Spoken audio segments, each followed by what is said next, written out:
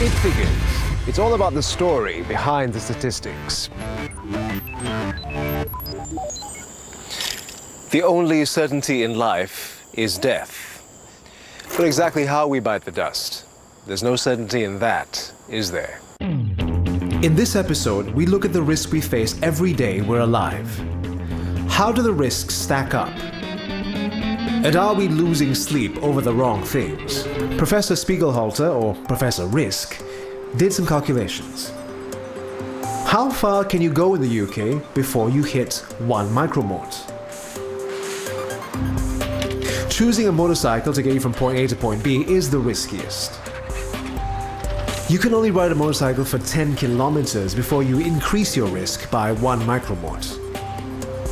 That's a trip from the Malayan to Gardens by the Bay in Singapore. Let's find out about the actual level of risk. A day of riding coconut here carries a risk of 0.5 micromorts. Now that's exactly the same risk I'd run by simply being alive in Singapore. It's actually the least risky of the four.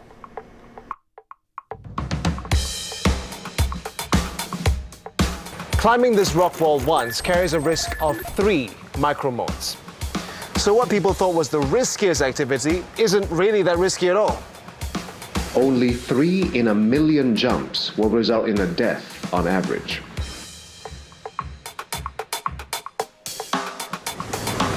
Cycling 160 kilometers carries a risk of 5 micromorts.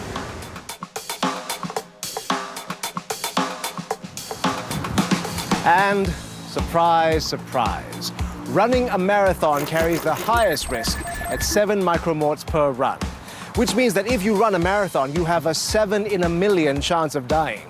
So what people thought was the activity with the least risk actually carries the highest risk out of the 4. So it seems that how risky we think something is and how risky it actually is can be quite different. Whether we realize or not, every day is an exercise in risk management.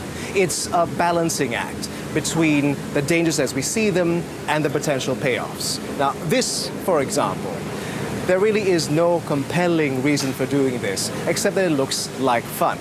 But in terms of life preservation, this is an unnecessary risk.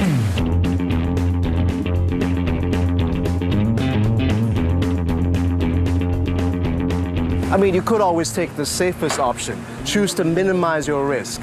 Choose everything you can to prolong your life and fend off death. But if you ask me, that isn't really living. Okay, let's go.